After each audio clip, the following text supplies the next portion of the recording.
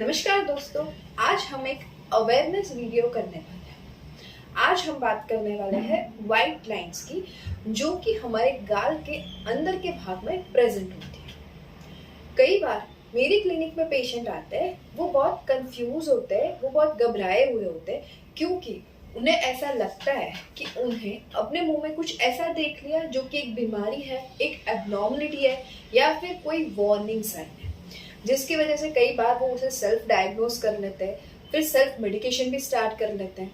महीनों महीनों तक एंटीऑक्सीडेंट खाते हैं, काइनाकोड जेल लगाते हैं, लेकिन फिर भी उस कंडीशन में कोई चेंज नहीं होता। उस टाइम पे वो आके डॉक्टर को दिखाते हैं, तब उनका मेंटल स्ट्रेस भी बहुत हाई होता है, क्योंकि उन्हें पता नहीं होता है ये क्या है।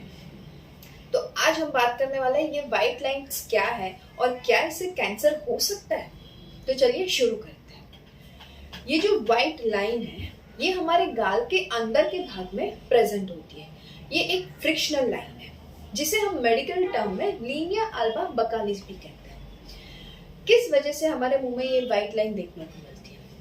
ये व्हाइट लाइन जो होती है, ये फ्रिक्शनल लाइन होती है। मतलब कि हमारे जो ऊपर के और नीचे के दांत जो है, ये जिस जगह पे भिड़ते हैं, उस जगह पे हमारे गाल का अंदर का जो म्यूकोस है, वो हल्का सा फोल्ड हो जाता है।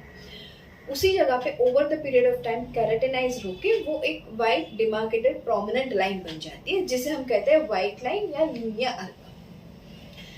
व्हाइट लाइन जो होती है, ये किसी भी डॉक्टर या डेंटिस्ट के लिए डिफरेंशिएट करना बहुत ही इजी है।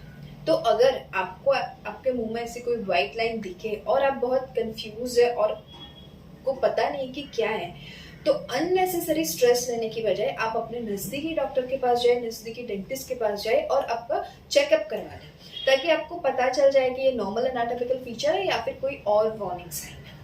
जिसकी वजह से अगर ये व्हाइट लाइन है, तो आपको कोई भी घबराने की जरूरत नहीं है और कोई स्ट्रेस लेने की जरूरत नहीं है। व्हाइट लाइन की वजह से कैंसर नहीं होता है और ना ही फ्यूचर में उनसे कैंसर होने के कोई चांस है, क्योंकि ये एक नॉर्मल एनाटॉमिकल फीचर है, ये कोई बीमारी नहीं है।